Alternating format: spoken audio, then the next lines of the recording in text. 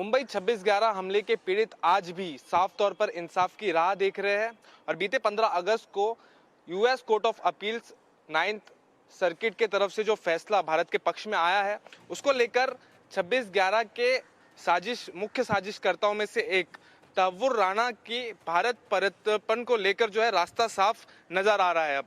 लेकिन इन सबके बीच में हमारे साथ खास बातचीत के लिए मौजूद है उज्जवल निकम जी, जो कि पब्लिक प्रोसिक्यूटर है और आतंकवादी कसाब को फांसी के फंदे तक पहुंचाने में जिनकी अहम भूमिका रही है, जिन्होंने अदालत में इस चीज़ की पैरवी की है।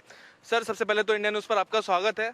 सर, जिस तरीके से यूएस कोर्ट्स के 3 न्यायाधीशों के पैनल का ये फैसला आया है, इसे सर कैसे देखते हैं आप?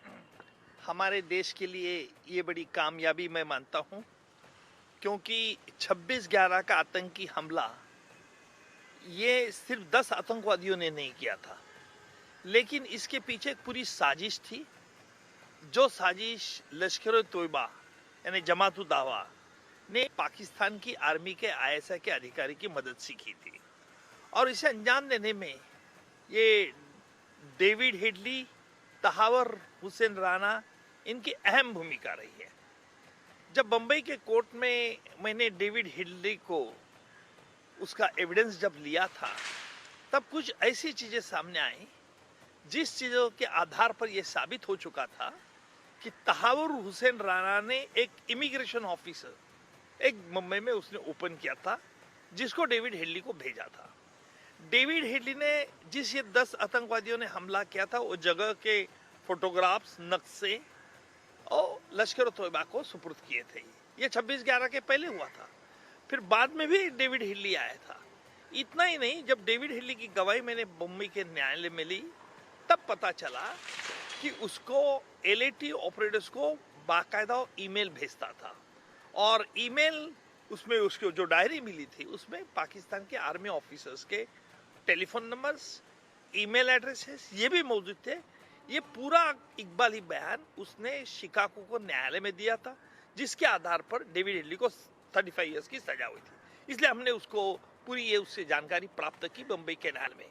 लेकिन ये डेविड हेडली शब्द जो आया था, वो तहावर राणा का आदमी करके काम करता था, और इसीलिए एनआईए ने तहावर राणा के लिए एक्सट्राडिशन के लिए कैलिफोर्निया कोर्ट में केस दर्ज की थी, जिसका फैसला भारत के हक में हुआ था, और जिस आधार पर तहावर राणा को कैलिफोर्निया, उसके खिलाफ तहावर राणा ने एक कोर्ट ऑफ अपील में हेबियस कॉर्पस मार्फत चुनौती दी थी, और उसका फैसला कल आया था कि अमेरिकन 3 न्यायाधीशों ने जो एक यूनानिमसली फैसला दिया कि भाई तहावर राणा के खिलाफ केस बनती है, उसको भारत को सौंपा जाए।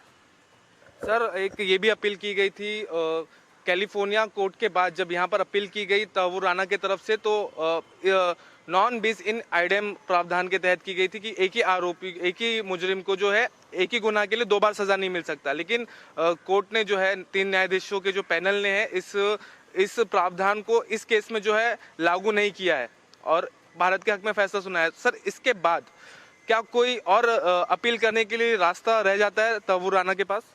देखिए, तहावर राणा ने जो कोर्ट अपील में दो दलीलें पेश की थी। पहली दलील तो ये थी कि मुझे, जो भारत में भी है, एक गुनाह के लिए 2 बार उसको कानूनी अपराध नहीं होता, इससे हम भारत में डबल जेओपार्डी कहते हैं, इसका आधार लिया था।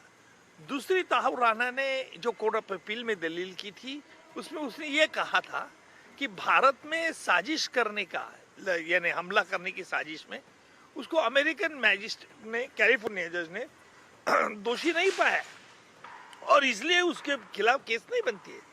लेकिन कोर्ट ऑफ अपील ने ये दोनों उसके जो ऑब्जेक्शन थे वो ठुकराए दिए। अभी ये मुझे मालूम है कि अभी भी तहावर राणा इसके खिलाफ इसको चुनौती दे सकता है अभी चल के अपील में, लेकिन उसमें बहुत स्कोप लिमिटेड है। अमेरिकन कानून के मुताबिक ये बहुत स्कोप रेयर हो जाता है, क्योंकि अभी फैक्ट फाइंडिंग आ गया है, और लॉ पॉइंट में मुझे नहीं लगता कि तहावर राणा के खिलाफ प्रति में कुछ केस बनता है, और इसलिए मैं अपेक्षा करता हूँ जल्द से जल्द आएगा, ताकि और कई ऐसे राज पाकिस्तान के खिलाफ खुल जा सकते हैं। सर, यहाँ से जो है अब भारत की क्या भूमिका रहेगी? जो कागजी प्रक्रिया है वो कितनी जल्द जो है पूरी की जा सकती है इस पूरे मामले में, और आगे क्या कुछ जो है भारत भूमिका ले सकता है, अहम कदम जो उठा सकता है जल्द से जल्द तहव्वुर राना को भारत प्रत्यर्पण करने के लिए?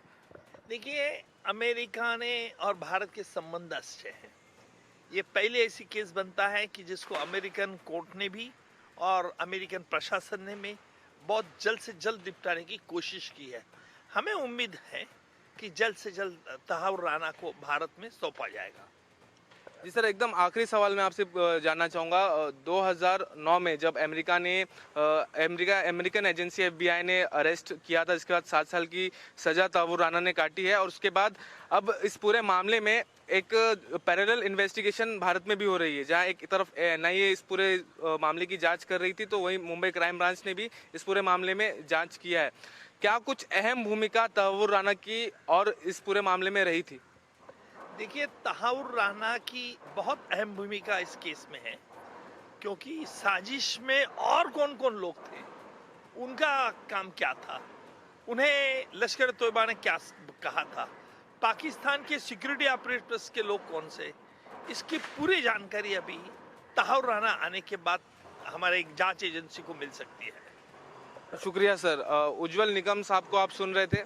वीडियो जर्नलिस्ट कुणाल के साथ नीतीश झा, इंडिया न्यूज़।